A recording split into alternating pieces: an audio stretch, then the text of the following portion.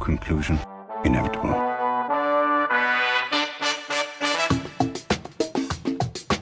It was a jump to conclusions, Matt. My conclusion was that this idea was not a practical deterrent. My only conclusion can be that it was a Sith Lord. In conclusion. Hello there, folks. Welcome back to In Conclusion, the only movie podcast that loves to talk about the dark, brooding prequel to Obi-Wan Kenobi, now streaming on Disney+. I am Dan O'Keefe, and joining me as always is Anna Otto. And before I ask you how your day and or previous week was, Anna, also joining us for the second time out of 3 in this series is Austin Sackett. How are you doing, Austin? I am doing fantastic. Just coming off of a weekend in Chicago. Ooh. The land of Dan O'Keefe, kind of a little bit. A little. If I ever claim to be specifically from Chicago, anyone has permission to slap me, because I am suburban, but I will still treat that city with pride. Lord. So, Yeah. So also here, Anna. Dan. How are you, and how was your week last week? Today, I'm fucking great. Last week was awful, which is probably the understatement of the century. I do believe that you said it was the worst week of your life. Yeah, so, I was sick with a cold, and it was just a pretty brutal cold, but it was a cold.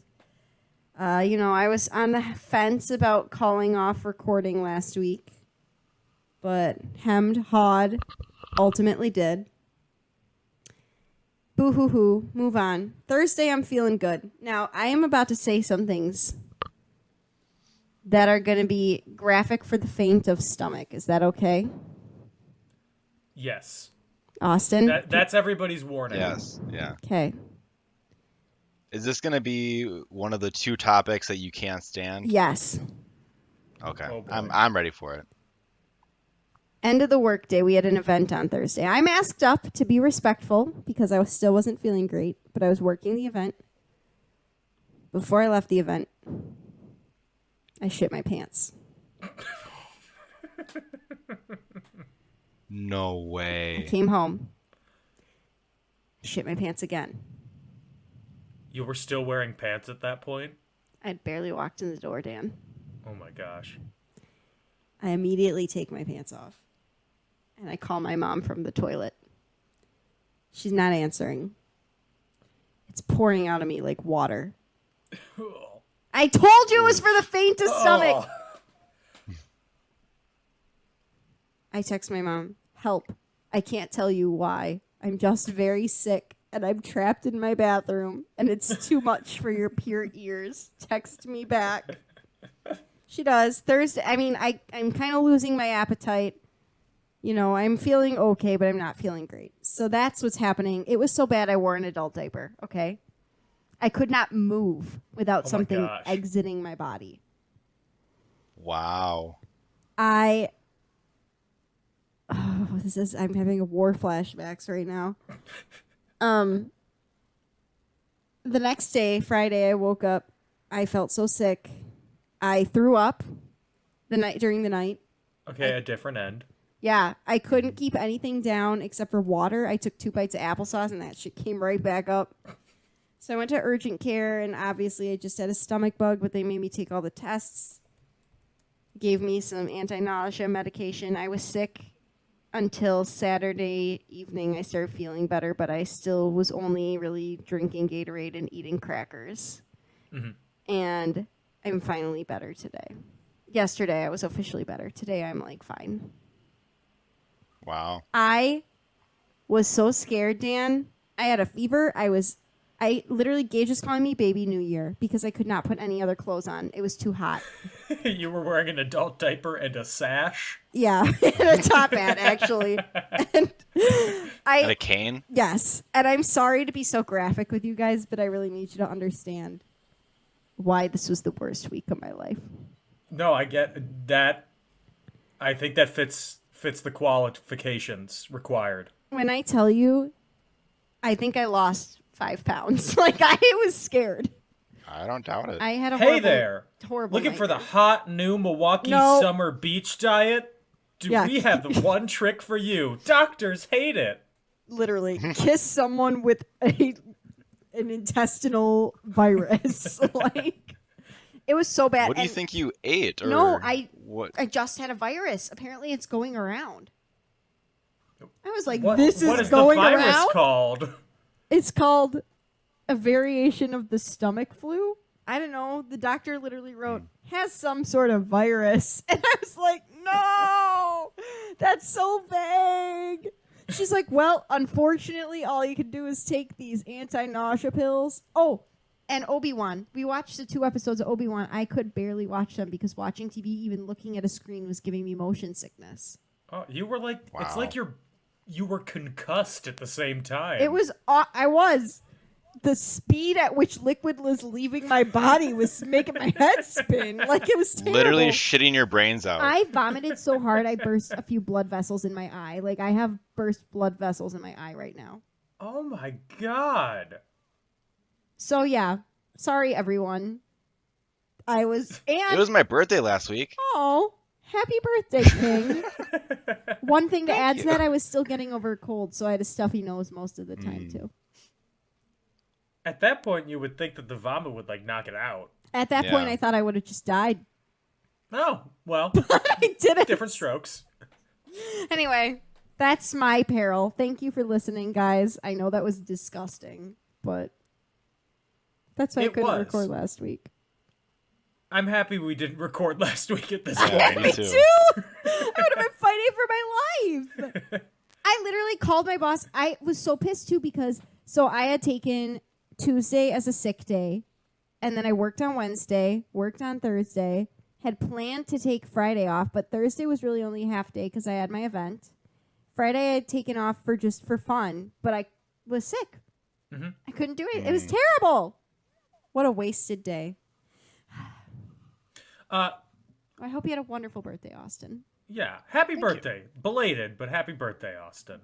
I appreciate it. From all of both of us here at In Conclusion, hopefully you weren't shitting your brains out. Hopefully. I wasn't shitting my brains out. I was having some burritos, so the opposite of that. Oh, Or the precursor.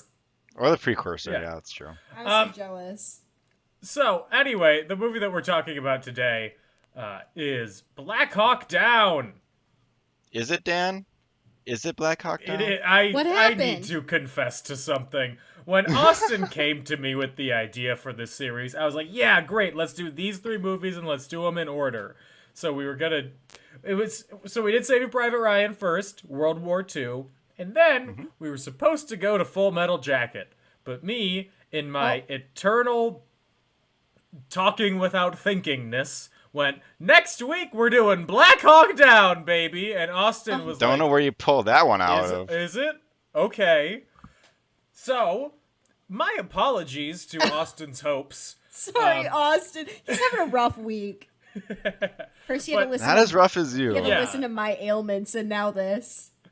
I don't think that having to listen to the ailments was as bad as having to go through them. Experience it, yeah. Thank you for your sympathy. But anyway, we're talking about Black Hawk Down. Directed by Ridley Scott, written by Ken Nolan, based on the book Black Hawk Down by Pause. Is Ridley Scott a man? Yes. Okay, I think I get him confused with the character from Alien. Ripley. He did direct Alien. Yeah, I think that's Yeah. why I get him confused. Ripley. Yeah, Ripley and Ridley. Yeah. It's just too similar. Produced by the king of the 2000s, Jerry Bruckheimer.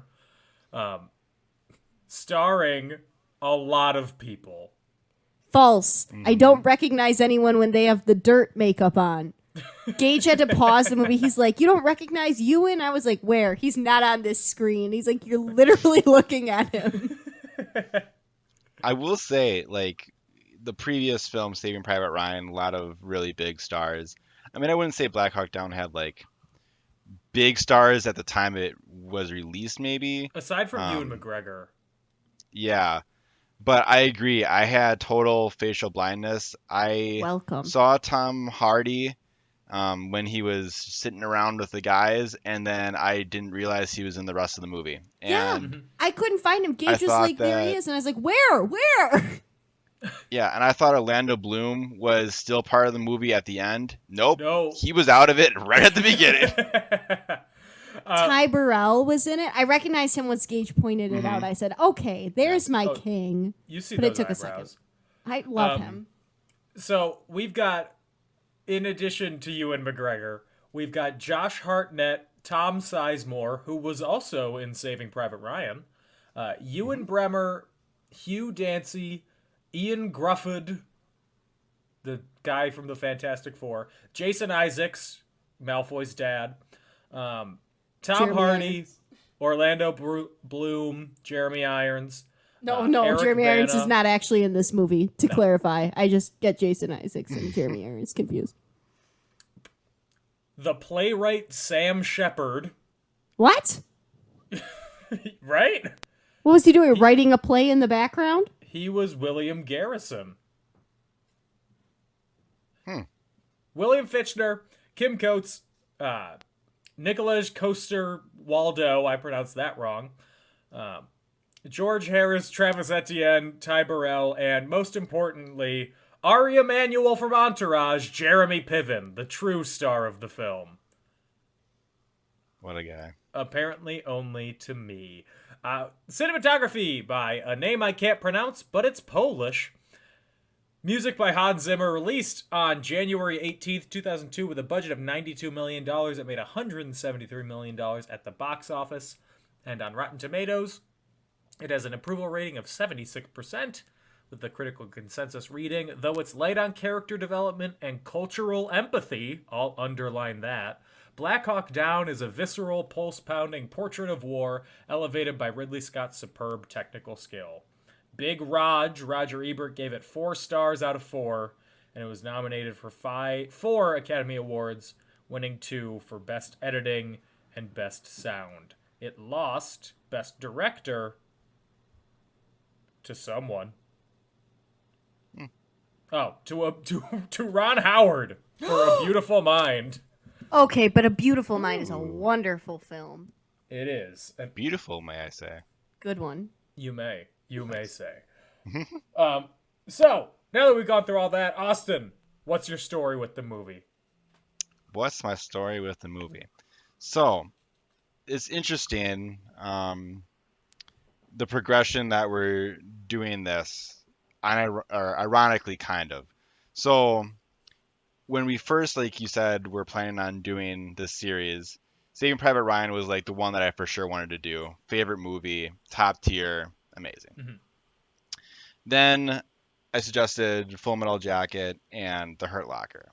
Now, I have seen neither Full Metal Jacket or The Hurt Locker, but I have seen Black Hawk Down, I think, 1 time for sure, if not twice. I think this is my 3rd time watching it. Mm-hmm.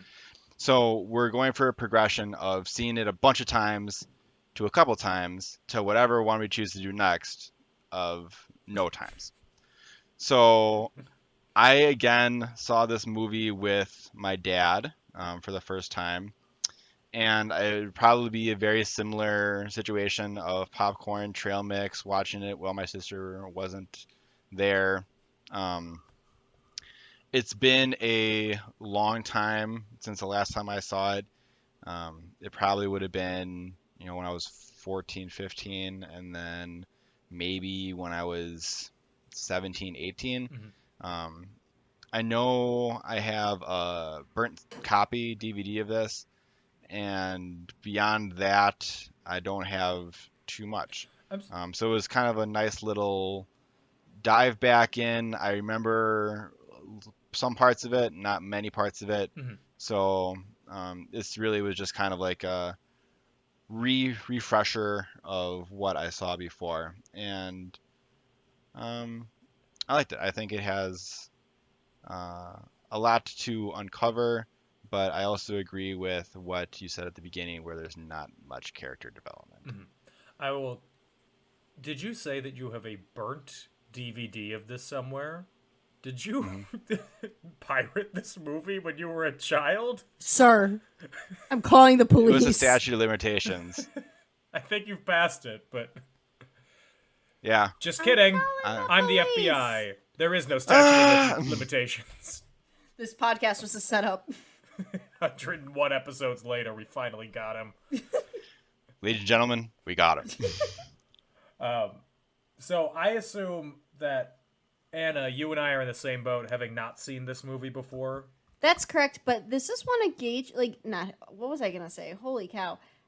Gage likes this movie. This is like, one of he Gage's came home. favorite movies. Every week he goes to bed after kissing Josh Hartnett's face on the poster from Black Hawk Absolutely not. It would be Ewan. Gage just loves Ewan. Down. Okay. Loves him. So when I watched this, I believe I watched this on that Tuesday, on my sick day. Mm-hmm. And he came home while I was watching it, and he's like, oh, I actually kind of wanted to watch this one. I didn't know that's what you were doing this week. And I was like, oh, well, sorry. That sucks. But, yeah, he's like, Ewan's in it. And I was like, no, he's not. And so, yes, this is my first time. And that's my whole experience. Like I said. I am shocked at your inability to recognize him, because it's not like he's in heavy makeup or something. He's when we covered meet him, in mud. He's making coffee and looks exactly like Ewan McGregor and is not doing a good American accent either. Well, some of us don't worship him the way Gage does, okay? You know what I mean? That's fair. That's fair. Yeah, like Anna, I had never seen this before I watched it last week at this point. But I have mixed feelings about it.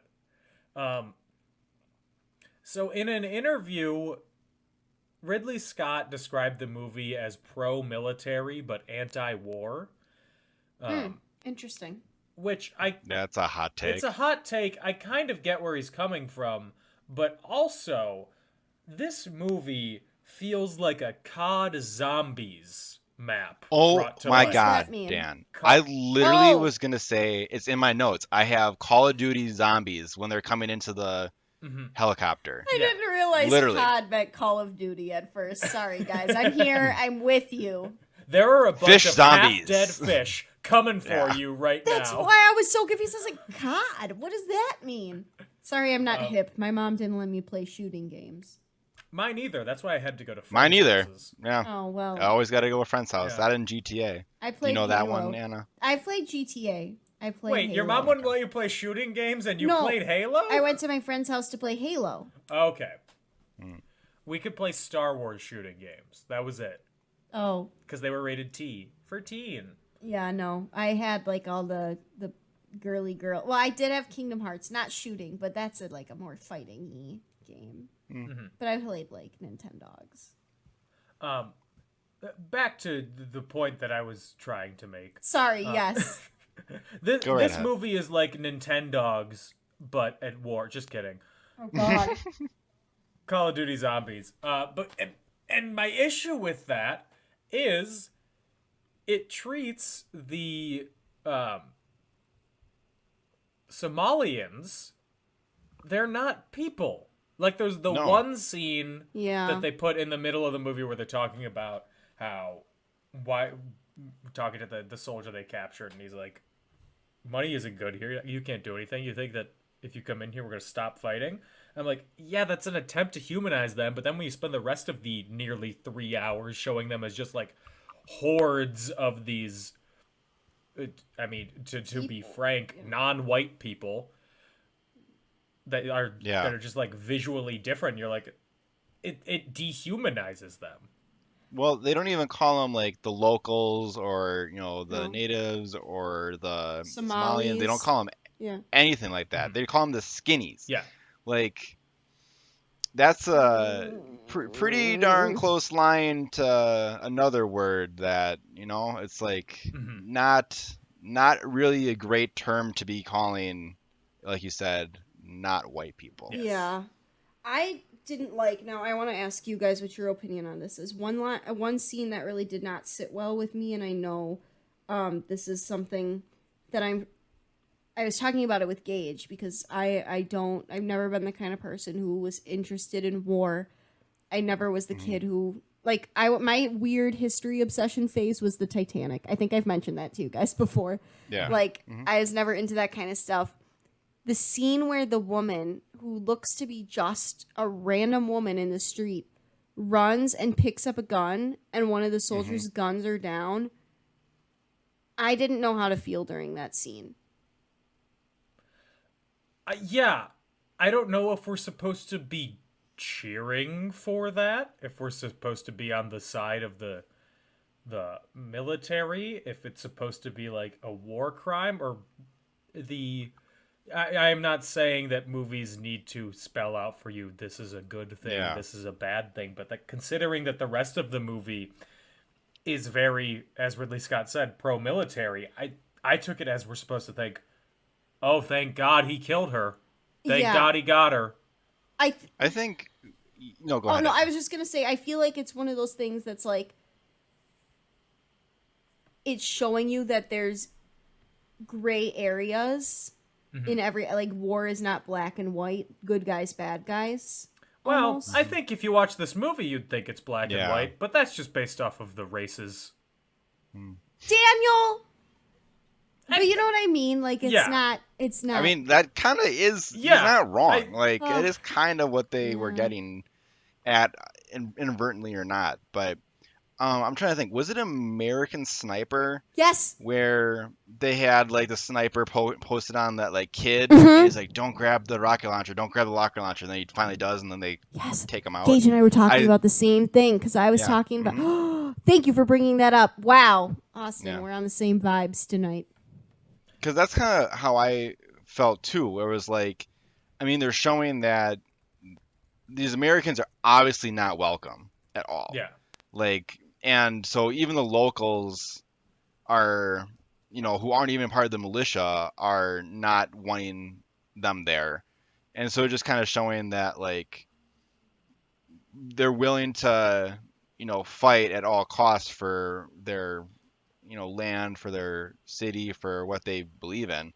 I mean, also it's kind of like the little boy that had the gun that was running around that shot down his dad. I mean, it's a similar thing, like child soldiers, women soldiers. Like, I felt conflicted as well. I didn't know really how to feel, but I think it was just kind of trying to paint a gray area that I don't think worked very well in my opinion. Because from their perspective, it's American imperialism. It's just people showing up, and they are going through a war and a horrible conflict and everything, but the way that the Americans are dealing with it is the typical, let's just bulldoze everything. Yeah, and I will say I don't know enough about like what the military does, what specifically they're trained at. Like, I don't know any of that kind of stuff to say, like, well, here's what I would have done in it. Like, you know what I mean? And I guess to me, I just see it's sad to see people in a war-torn place, and that this is even something that would be considered as, like, I as a civilian, like, would grab a rocket launcher, or I as a soldier would have to kill a civilian because you know what I mean? Like, that's just not, I don't know. It's just such a weird area to think about. Like you said, it does paint a gray area. They even said, like, when they were going in for the mission, like, don't shoot unless you're being shot at. Yeah. And, like, while that woman was going for a gun and probably was a few seconds away from shooting, you know, it is that weird gray area of, you know, what she could have possibly turned around and helped them, but that wasn't really the intent. But it becomes the dude take the possible. risk. Yeah. So that was the depiction of the native Somalians was something that just I couldn't get over for like the longer the movie went on. I was like, this just feels so not exploitative, but like so one-sided. So when I keep coming back to the quote that it's pro-military but anti-war, and I'm like, I'm not sure that it is, because But yeah, all the things that are happening are horrible, but he makes it look cool. Like, Ridley Scott does not frame the things that are happening as, like, he frames them like badass action movie things, especially the last, like, Mogadishu mile that they have to run. He frames it like, oh, look at these cool guys running through the smoke, dodging bullets. Look at how badass they look, and not like this is a horrible symptom of war that nobody should have to go through. So I just didn't get the anti-war thing coming from it. But maybe that's just me. I mean, that is a very weird quote, and I agree with you. That does seem a little off base. I mean, the general guy or whoever they like brought in, I forget what his title was, but he said it was like their civil war, our war, not yours. Yeah. Like, and then the higher up guy said, well, 300 people dead, that's a genocide. Like, it's very nuanced, I guess, or it should be more nuanced. They didn't really go about it necessarily the best way, maybe. Yeah. But I agree that was a little weird. And that quote, I'd never heard that quote before, but that also is very interesting that he would say that. Yeah, I think a more emotionally interesting movie, which wouldn't be good as a movie, would just be a discussion of the ethics of when do you have to intervene. The Black Hawk Down round table. Yeah, right? But that would bore everybody who's sitting in their Ethics 2001 class. Oh, God, that's why I took Ethics of Superheroes instead. So let's get into the plot. So it is the early 1990s in Somalia. There is a famine and civil war has gripped the country. There has been over 300,000 civilian deaths, and there is a UN peacekeeping mission operation sent in. Most of the peacekeepers have withdrawn by 1993, and the Somali militia have declared war on the remaining personnel. In response, the U.S. Army Rangers, Delta Force, and 160th SOAR are deployed to Somalia to capture Mohammed Farah Aidid, self-proclaimed president of the country. In the beginning, they go on a quick and easy mission to capture Omar Salad Elmi and Abdi Hassan Awali, who are two of his top advisors. And they do it. They capture him. It all goes very well. It turns out that even one of them has been working with them, if I remember correctly. Or maybe he was just very open to getting captured. I don't know. So, in the U.S. force, they have experienced people and new recruits, including Ewan McGregor, who was going on his first mission, and very, very pretty Orlando Bloom. He's fine. He's just okay. He's too pretty. You know I don't love a pretty man. I know, which is why I'm shocked that we're friends. Sorry, Dan! As a pretty man. I was talking about your beautiful baby blues today. You were? Why? Also, thank you. We were talking about, we were getting our headshots done for SpongeBob today, and somebody was talking about, they're like, I'm going to look so pasty in front of this backdrop, but at least my blue eyes will show. I was like, haha. And I turned to Gage, I was like Dan. That's it. That's literally it. Austin, I don't know if you know this, but in high school, we would do superlatives after every show, like theater show. Okay. And one of the superlatives was best eyes. And I literally never lost that superlative. Every year, God. Every show that I was in, I won the best eye superlative. So much so that by my senior year, when they said best eye, I just stood up and grabbed the piece of paper and walked Dan! back. Oh my God, Dan. And then they named it the Dan O'Keefe Award after you. The Dan O'Keefe Memorial Best Eyes Award. He's Best not Eyes, dead. parentheses, boy award. Oh my God. because it was gendered, because girls don't have eyes. No, we don't Apparently. actually. Last I checked, we don't. And then Confirmed. I did not win it in the actual yearbook, and I was very disappointed. I would have gouged really? out the eyes of the person who won to assume my place on the throne. Well, also not to toot my own horn, but toot. We were only allowed to win one superlative, even if Okay. you were voted as the winner for multiple. How many did you technically win? I think it's 4. You were too popular for your own good. My future was so bright. I was wearing 4 pairs of sunglasses indoors. I only won one superlative. I won 0. Oh, Austin, you win the superlative of most likely to know everything about Anna's bodily functions from the past week.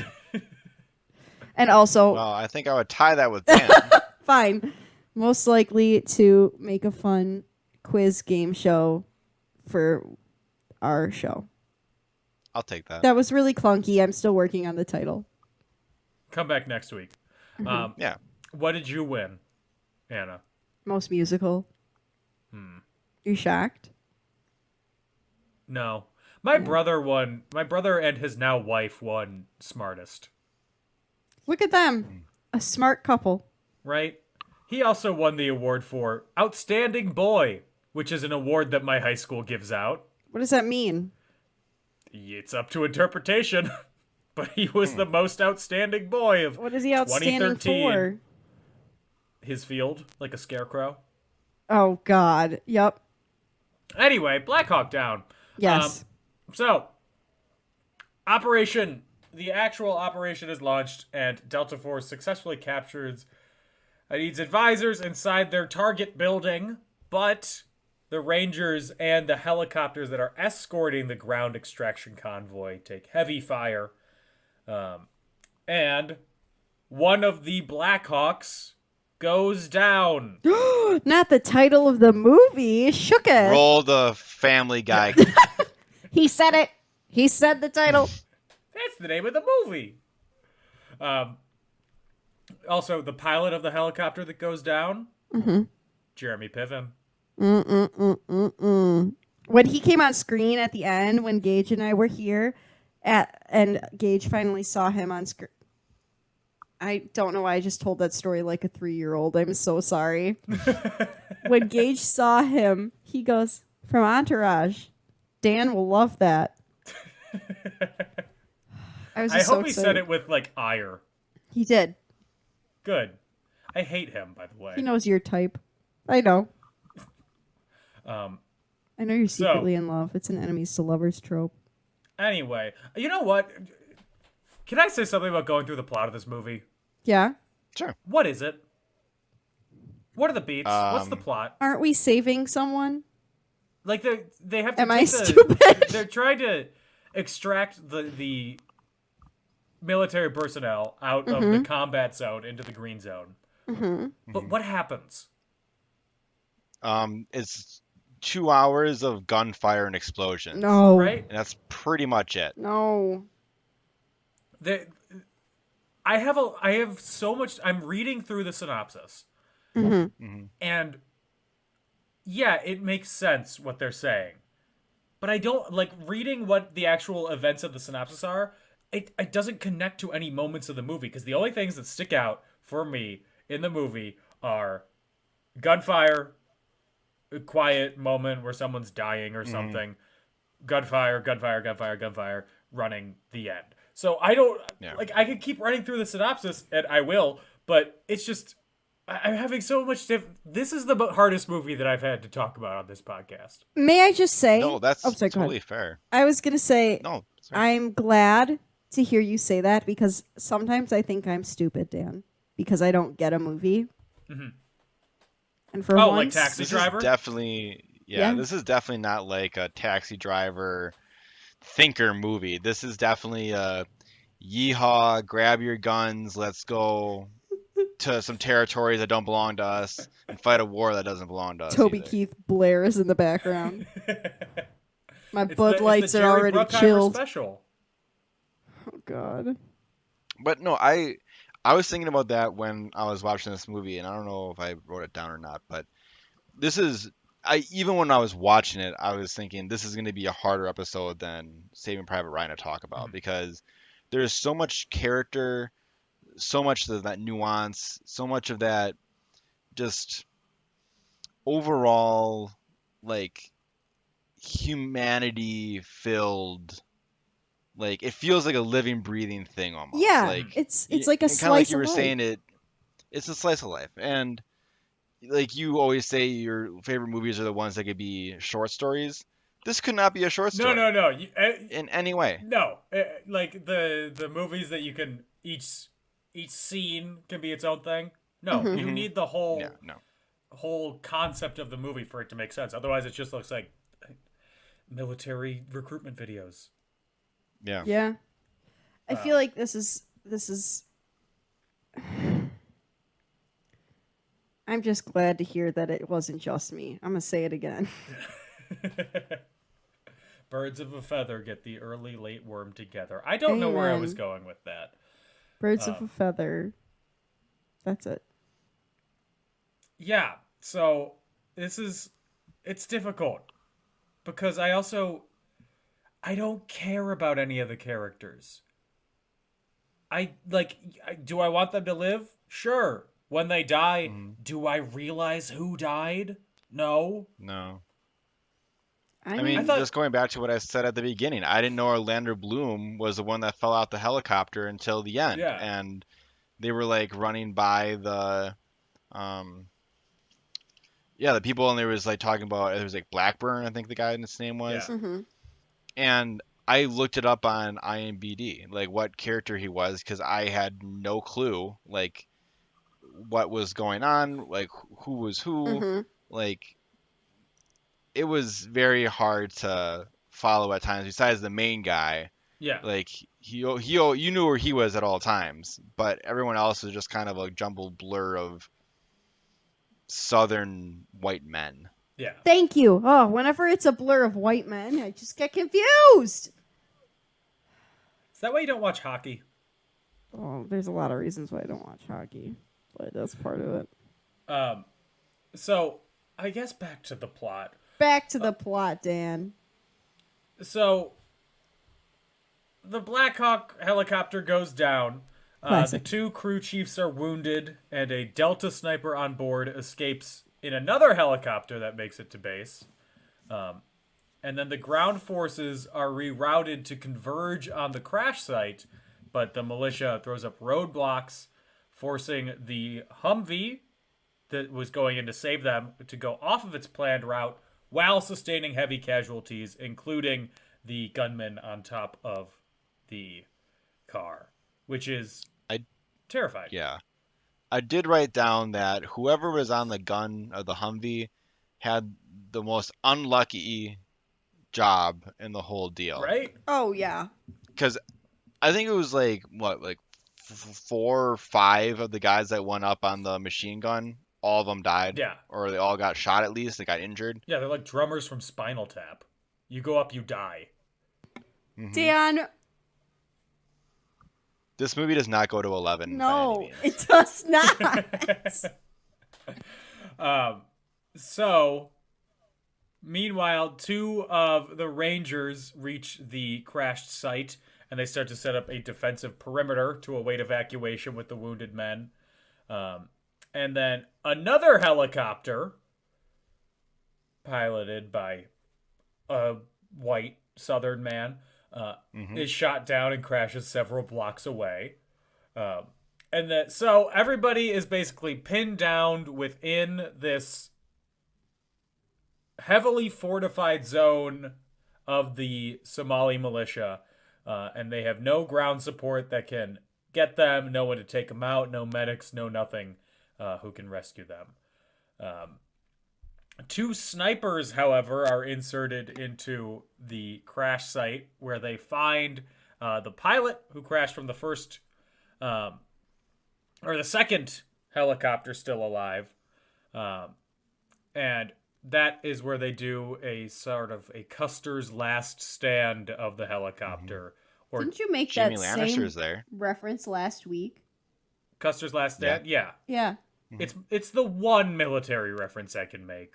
I mean, I'm not judging. I just was like, Dan O'Keefe is a comment repeater. Mm-hmm. The reason that sticks with me so much is I remember I was watching my brother play Star Wars Battlefront 2 Classic, yes. when I was like 10 years old. Gage has been playing that nonstop lately, I want you to know. Oh. Good for him. For the PS2? I believe so, yeah. It's like got 1 pixel for the whole game. But he was playing, and he was like the only surviving person left on his side. There were like 20 people left on the other side, and he ended up winning. And when he was down to like him and 2 other people, he's like, "It's like Custer's last stand, but I'm gonna win." Oh, interesting. So that's what has sticked with me. Sticked with me. I'm a writer. Stuck? What was that thing Stuck that with guy you? said to you Stuck one with you? time? You need to email? improve your writing skills. There, Yeah. I'm gonna write him back with "sticked with me." Just a link to this episode. So, the Call of Duty Zombies game truly goes into full effect as they are trying to defend this downed helicopter, including the injured pilot. However, they can't. They get overrun with the Somalis, who kill them. But not the pilot. He is taken alive. Because one of the soldiers like, "I claim this soldier. I claim him as a prisoner." And they're like, "Oh, man." He's alive because he has a picture of his family in his wallet. Yeah. And if you have even a little bit of character development in this movie, you get to live. Yeah, exactly. Love that energy, honestly. That is truly the case. Anyone that we see have any sort of emotional connection to something that's not like, "Yeehaw! Can't wait to get in there and shoot some people." They live. Yeah. I mean, Orlando Bloom's character even said at the beginning, "I'm here to kick some ass." Yeah. If that isn't the motto of the U.S. military, I don't know what That's is. a death sentence right there for this movie. I'm here to kick ass and chew bubblegum, and I'm all out of ass. Oh. Oh, God. What, you've never seen They Don't Live? No. That's not a real movie. Oh, I believed you. I full believed you. I thought it was a parody. Now I feel stupid. With a cold stick Robbie organist. Lord above. I hate it here. Cold Stick? Yeah, isn't Hot Rod? Oh, I was Isn't that thinking his- Rowdy, not Hot Rod. That makes more sense. Oh, I guess it is Roddy Piper more than it is Hot Rod. Placid You're right. Robbie.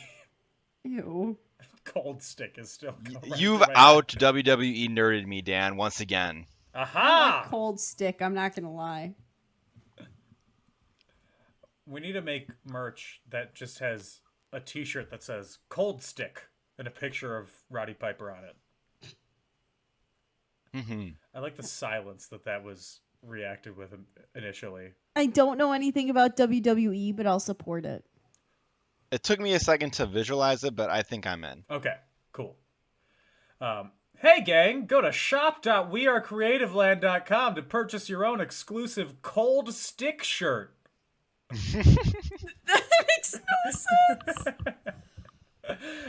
So one of the columns is they give up their attempt to reach the crashed helicopter site, and they return to the base with their prisoners and casualties, and they have a large number because they went through and successfully captured who they meant to at the beginning. And then they prepare to go back to extract the Pin Division and the fallen pilots. But then Sam Shepard, the playwright of... Not to be confused with not the playwright. Well, wait. Did No, he I was write... just being a sassy pants. Don't worry. Okay, I'm making sure that I got this Were correct. you being a sassy shitty pants? Is this the guy that Yes, wrote Almost yes. Almost Maine? I don't think he wrote Almost Maine, did he? What did he write? You're right. I have no clue who this guy is. So Let me look. Let me hit the old Google I'm up. lost. Are you Googling him? I am. I'm on his Wikipedia. He wrote a bunch of plays. True West. Sorry, not Almost Maine. Ugh! I'm having a visceral reaction. Is Everybody. that the one with Will Smith? No. Everybody at Marquette starting after your freshman year, Anna? Yep, after my freshman year. And God had of to Hell. perform a scene from True West in Acting 1. Horrible. And it was truly a showcase. I mean, you guys were always great. The play itself is just not good. Oh, thank you. You're welcome. Tell that to Sam Shepard. I will, honestly. Get him on the phone. So there's Sam Shepard, there's Jack Shepard from Lost, and there's Dak Shepard from Without a Paddle. A lot of Shepards. There's I will- also Jack Dr. Shepard is a character name, though, right? True. Yeah. Wait, is that the one from Grey's Anatomy? No. No, is there another Shepard? Yeah. Oh, there is another Shepard. Ooh. There's also the biblical shepherd. I wanted to Jesus. be a shepherd when I grew up, when I was little. It was my career goals. This podcast is just bad word association. This episode is, for sure. A bad word association for a bad movie. Amen. So, Sam Shepard orders another division, which includes its Malaysian and Pakistani forces, as a relief column. And like the Eagles from Lord of the Rings, where were they the rest of the time? That's the second time you've done the Lord of the Rings Eagles joke, too. You did that last episode. Again, I know very little about war. Dan, your jokes. You could be making Orlando Bloom joke references. True. I say Okay. that like I've ever watched more than just the first half, because I only like The Hobbits. Like the elves of... Oh, where are the elves from? Elvendale? Not... yeah, Elvendale. Is I that think. right? I don't know. Isengard I was is the thinking Gondor. thing. I don't That's know. the beacons. I don't know. They're too long. Again, I only like The Hobbits. Not the Hobbit movies, The Hobbits themselves. Oh, Okay, good. themselves. The race. Yes. Orlando Bloom's married to Katy Perry, right? They're engaged. They're engaged. Good for them. But they have a kid. Am I supposed to say bad for them now? No, I'm just saying they're engaged, but they have a kid. I feel your Catholic judgment oozing out. Yeah, I'm like, ugh. Before marriage? Katie Bloom or Orlando Perry. Those aren't too bad names. No, they're both good. No, Orlando Perry sounds like a mid 2000s NBA player who was like a bench warmer for a couple seasons and then just kind of faded away. Absolutely. Yeah, it does. I can see Orlando Perry on the Knicks. Yeah. And then Orlando Perry. Boop, boop, boop, boop, boop, boop, boop. Katie Bloom sounds like a children's author, but that's because Yeah. of Judy Bloom. Yes. Yeah. That just sounds like a normal person walking down the street. Yeah. So, night falls, and the Somali militia launch a sustained assault at the trapped Americans, but they are held out through the night by strafing runs and rocket attacks by Little Bird helicopters until the relief column is able to reach the site. And then the wounded and the casualties are evacuated from their vehicles, but they can't extract the bodies initially. And they have to stay behind for nearly 4 hours to actually get the bodies out of the zone. And then once everybody and all the dead soldiers are secured in the vehicles, the convoy leaves. And then when all the rooms on the Titanic's escape ships are full, they have to run back to the stadium in the UN safe zone, a journey dubbed the Mogadishu Mile by those who ran. And it's almost like they have the music playing as they run through the fog, through the gunfire.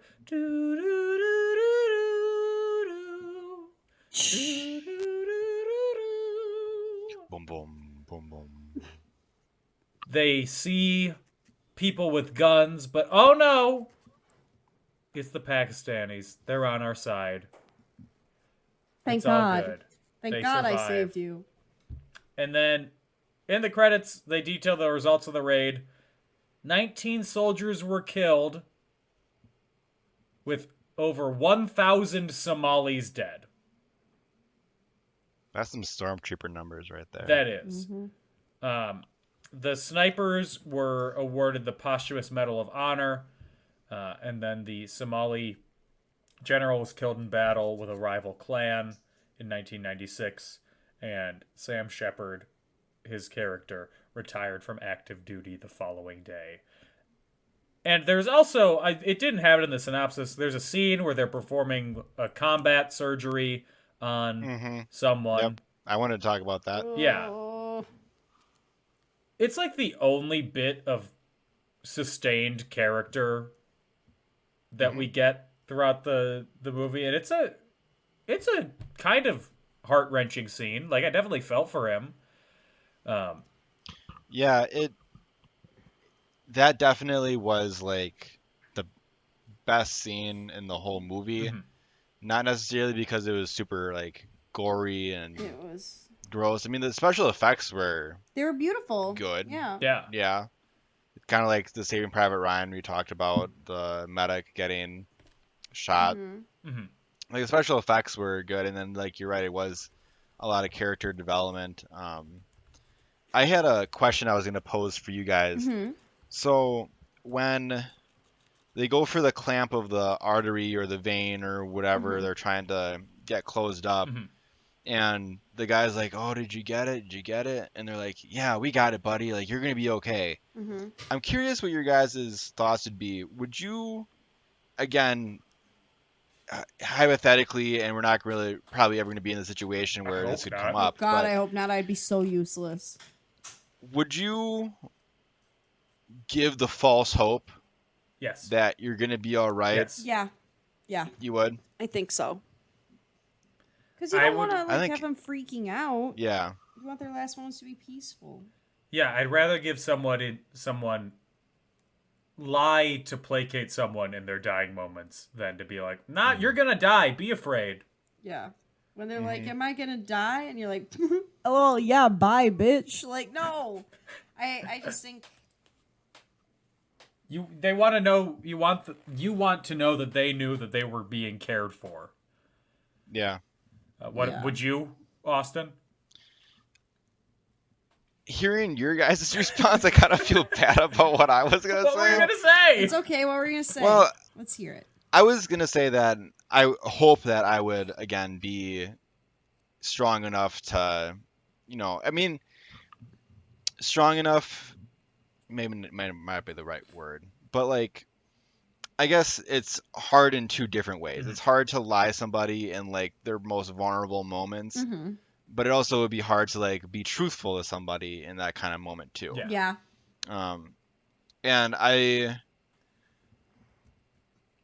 thinking more upon it now. I mean, I watched this at like 12 o'clock last week, so I was a little tired. So maybe my question wasn't as groundbreaking as I thought it might be. But yeah, I don't know. I would probably lean more towards saying everything's gonna be all right. But if I was in a situation, like if I was the one that was dying, I don't know what I would prefer between the two of them. Like you would probably want to hear that things are going to be all right and they fixed it, but then at the same time I would kind of want to know like, this is it, and kind of try to make my peace with it and not go off of, I don't know. I mean, I'm not a religious person, so like the going to see the Lord and Savior type deal doesn't affect me too much. Yeah. I didn't know what this guy's affiliations were or whatever, but I don't know. It was just a question that I had. I don't know. No, I get that. Which of the two I prefer. I think if it was, honestly, the more we talked, the more I listened to what you were saying about it, I don't think I'd be able to say anything.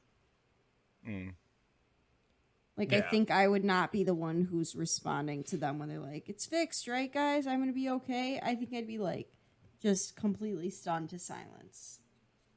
Yeah. And that's where I would be.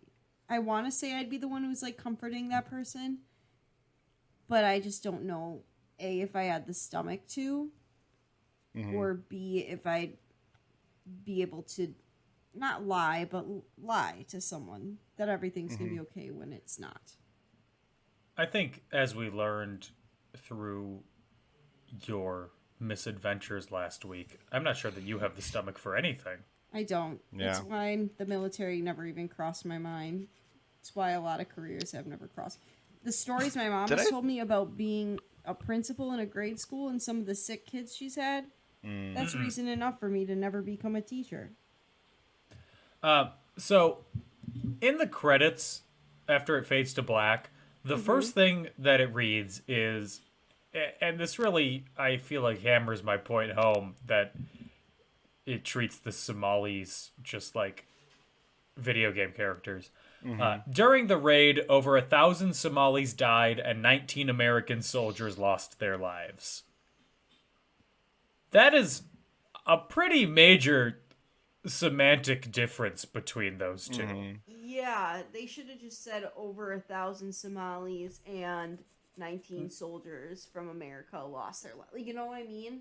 Yeah. Like, you don't have to separate. You're saying both of these parties passed away. Just say that. You don't have to say it twice. Yeah, but the point that the movie is trying to make, it seems like, is that the Somali deaths don't matter, are less important. That's how it reads. Yeah. I'd agree. I didn't notice that, but yeah, it is a interesting choice of verbiage between died and lost their lives. Yeah. Yeah. That's So definitely anyway. dehumanizing for sure. That is Black Hawk Down. We've spoken a lot about what our thoughts were throughout. Yeah. But Anna, at the end, Dan. overall thoughts on the movie. I agreed with you. I wasn't really sure what I thought the plot was, because I thought that the whole plot was going to be them like going to rescue the people from the fallen helicopter, kind of like saving. But that wasn't the whole plot, though. Kind of. No, but I don't know. Yeah. I don't know. I liked Saving Private Ryan more because I felt like it's easier for me to get behind movies that are like the Nazis are bad, because they are. It's hard for me to get behind movies where it's... Now, if I'm misunderstanding this whole conflict, somebody please correct me. Again, I'm not claiming to be some sort of genius who knows everything. Well, to your point, I'm sorry to interrupt No, go ahead. but they definitely glazed over real quick what the issue was with this general. Yeah. It was in words at the beginning. They show a little bit of like the famine and the militia gunning down people who are trying to get the food, but it is a footnote in the overall movie. So it is very understandable that you might have missed why they're there in the first place, which is definitely a fault to the movie. Yeah, I was trying to wrap my head around. Like, at first I was like, okay, are they keeping food from the people of this country? Are they keeping, like... I wanted to be able to understand what the bad thing was. So, like, for Saving Private Ryan, I know what the conflict was because I am familiar with that conflict. For this movie, because it's, to me, and I'm guessing to other viewers, not as widely known or understood of a conflict, we need more information about why America's there, what's going on, how it's affecting the people that live there, why we wanted to try and help, or if that's even what we were trying. You know what I mean? Like, I just think we needed a little more context, because World War II is a major part of history class, whereas conflicts in Somalia, unless you're taking, like, some specific sort of studies, I feel like you're not going to get to know about that. Yeah. You know what I mean? No, I agree. Yeah. I mean, So that's also because of the Eurocentric view that Whitewash most their history is history. told. Yeah. True. I just think for me it would have made more sense, and I probably would have enjoyed the movie more if I. Also, because then I feel like I have a better understanding of why I'm supposed to root for who they want me to root for. Yeah. Because it is explicit that the Americans are the good guys. They are, from the view that the movie is being told, they are the heroes in this situation. And it doesn't want you to do self-reflection on that. Which it feels I like a do. major... Yeah, which feels like it should. Austin, what about you? Yeah. So I will say that there were some mirrorings between Saving Private Ryan and Black Hawk Down that I didn't really realize until I watched the movie. One of them was a soldier that was missing his hand. Half a body was in there some point. There was a running gag, or not really gag, but running theme of a soldier that lost his hearing, where in Saving Private Ryan there was a soldier that lost his hearing. The willing to go back out and help save the people that were in the town, and then Private Ryan wanting to stay and hold down the bridge. There was enough that it was like kind of eerily similar, and I don't know if the director directly ripped some of the things off of Saving Private Ryan because it came out later. I would not put it past them maybe to try to make a better war movie using similar shots and similar things. I mean, that was just some things that I noticed. But when it comes to overall movie, like I said before, it to me really just felt like 2 hours of gunfire, explosions, dirt flying everywhere, people yelling. Like, it had no character. It had no like meat to it. Yeah. It was just a very empty calorie movie, and for some people that might be what they want, is just a easy watching. I will not call it a popcorn movie, but it just had no substance to it at all. And it's a shame because it could have definitely had a more nuanced approach to the conflict and what they were going to say about Americans going into areas that aren't necessarily their place to be. Like, this could have been, and I don't know how the book was framed. Maybe they took a lot of inspiration from the book, or maybe they didn't. I don't know. But just the way that it was framed, it could have been a lot better handled.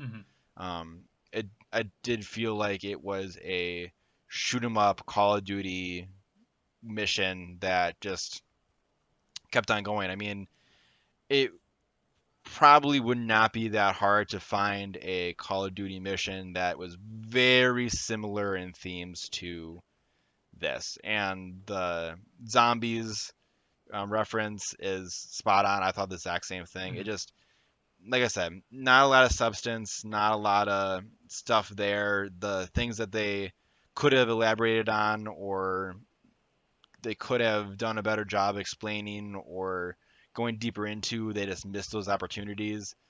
And it just, felt like it kind of fell flat beyond if you're into explosions and gunfire, and that might be for somebody. It just was not for me. Yeah. That's fair. Yeah. That's I all agree. very fair. I agree with both of you.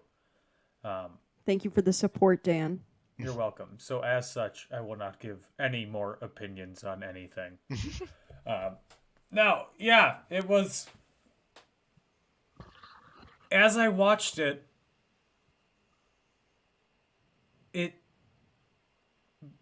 I stopped watching it as a movie and started watching it as like a... Ugh. This feels very immediately post 9/11. Yes. Yes, but it does. It came out before. Before 9/11? No, it didn't. Oh. It came out 2 months after. And it feels like a Toby Keith song. Mm-hmm. And was there any big American flag shots in this one? I don't remember. Oh God, not the like closing. Spider-Man in front of it. No, Something like that, or like the end of Saving Private Ryan with the the flag in the waving wind. in the wind. I don't think so, but yeah, it was like, yeah, visually and technically, it's very well done, but just I think cultural treatment wise, it is very not. No. Yeah. I think it aged not as great. On the other brighter side, Anna, would this movie be better, worse, or the same with Jonathan Taylor Thomas as any single one of the characters? I would love to see him in this kind of a movie. I don't think I could ever really picture him in a war movie, but you know what? I'd love to see it, and for that alone, for the sheer joy of seeing him, I think it would be better. Austin, could you remind me on who? Yeah, I had Samuel L. Jackson. Oh, was my choice. better, worse, or the same with Samuel L. Jackson. So much better. Yeah, I was gonna say I think we know the answer to that one. Throw some motherfuckers in here.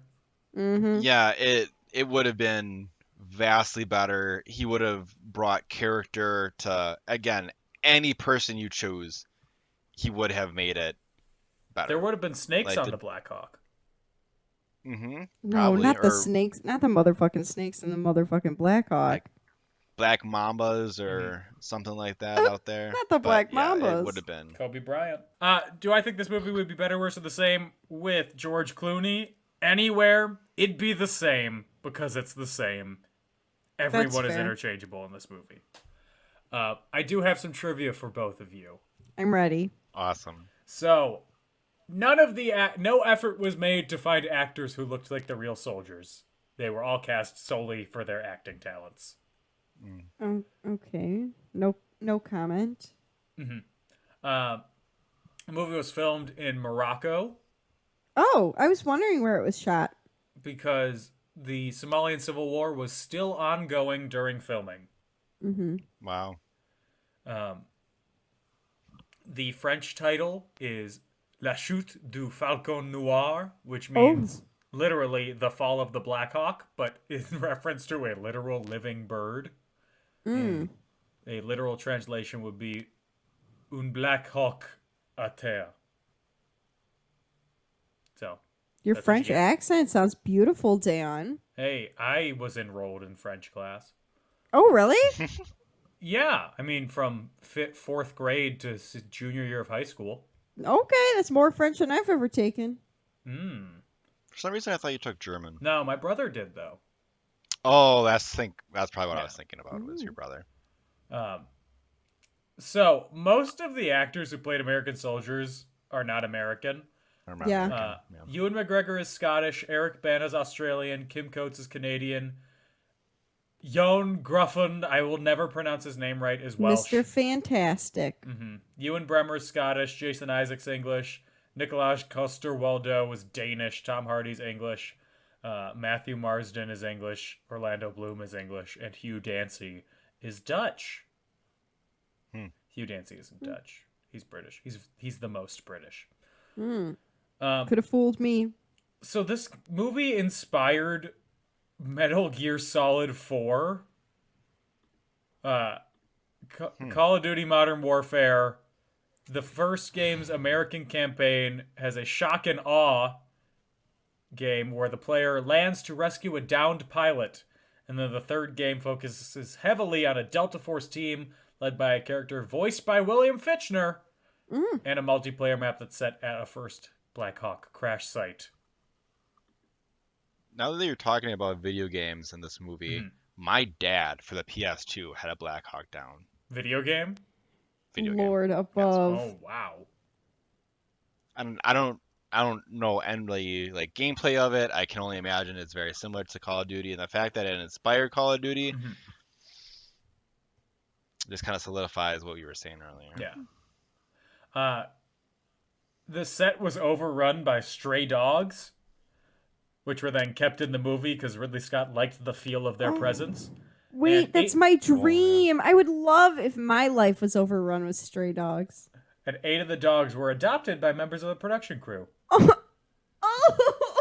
there was one part in the movie where there were like 4 dogs on screen, and I was like, do you think that they're real actors, or do you think that they just showed up on set? You've answered my question. Mm-hmm.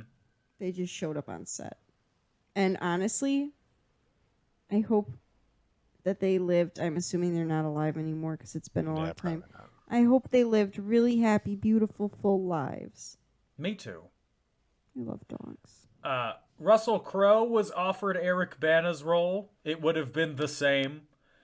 Mm-hmm. And Woody Harrelson was considered for a role. It would have been the same. Yeah. Southern white guys.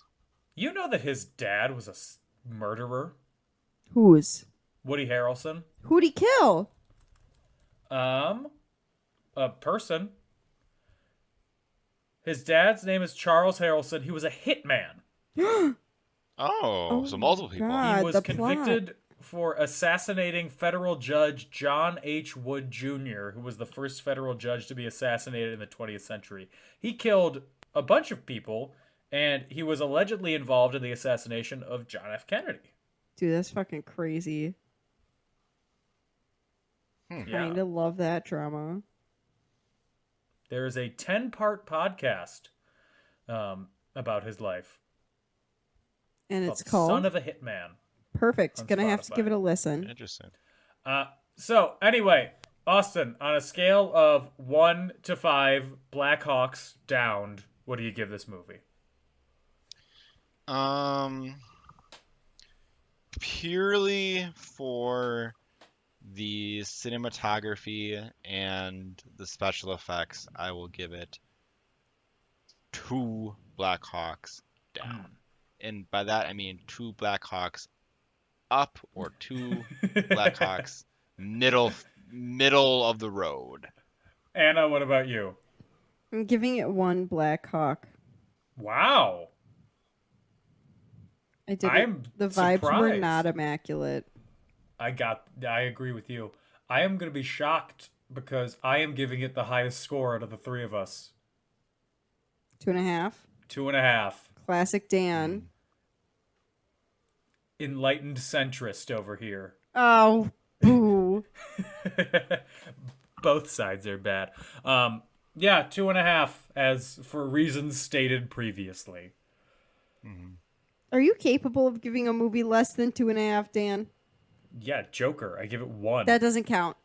Because Yeah, you came I- into it with a bad attitude. Okay, let me go through it. I'll tell you some movies I've given a 1 below a 2.5 gosh, to. here we go. Oh, so you have stats on that? I track everything on Letterboxd because I'm Oh, okay. Gotcha. Let me hear, Dan. insufferable. Just give me a couple. Okay. Well,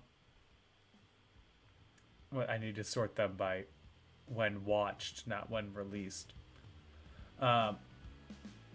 Let's see. What have I given below a 2.5? Descendants 3. Because you don't like fun. Breaking Dawn Part 2. Because you don't like fun. Breaking Dawn Part 1.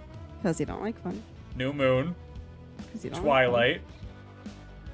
Now You See Me Too. fun. All these classics that I picked out. What an insult. Frosty's Winter Wonder. We didn't do that for the podcast, but Scrooge's Rock and Roll Christmas. Oh, yeah, I 1 gave star. that 1 star too, I think. Patch Adams 1.5 stars. Santa Okay. Claus 3. Come on. Okay. Have I proved it believe you enough? now. Yes. Yeah. Okay. Thank you. Anyway, that's it for this week's episode of In Conclusion. If you want to find us, we're on social media on Facebook and Twitter @and In Conclusion, on Instagram @In Conclusion Podcast. We're also on Patreon, patreon.com/InConclusion. And if you want that cold stick shirt, head to shop.wearecreativeland.com. It might be there. Maybe I don't know one day. how the internet works. If you want to find me, I am on Twitter @DanO'Keefe86 and on TikTok @NotDanO'Keefe. Austin, where are you? You can find me at A_Sack2 on Twitter and Instagram. And you can follow my vinyl collection page at A_Sackett_vinyl. And Anna, where can they find you? Hello. You can find me on Instagram at OptimusPrime818, or you can find me on Twitter at AutobotsRollout, capital O for Auto, capital B for Bots, capital R for Roll, and the O in Roll, and the O in Out are zeros. We will be back next week with a movie about war. Let's keep going forward in time. We're going to be talking about The Hurt Locker. Okay. Hot dog. And Anna, guess what? I What? might give this one above 2.5 stars. Oh my god. I don't know anything about the Hurt Locker except I'm pretty sure it's about bombs, right? Bomb Squad? Yeah, it stars Jeremy Renner, and it won Best Picture. And it has a female director. Okay, pop off. This film's gonna be amazing. So get excited for Anna's 5-star review of The Hurt Locker next week, everyone. In the Women meantime, support stay women. safe, have fun, get vaccinated. Bye-bye. Bye. Bye. Women support women.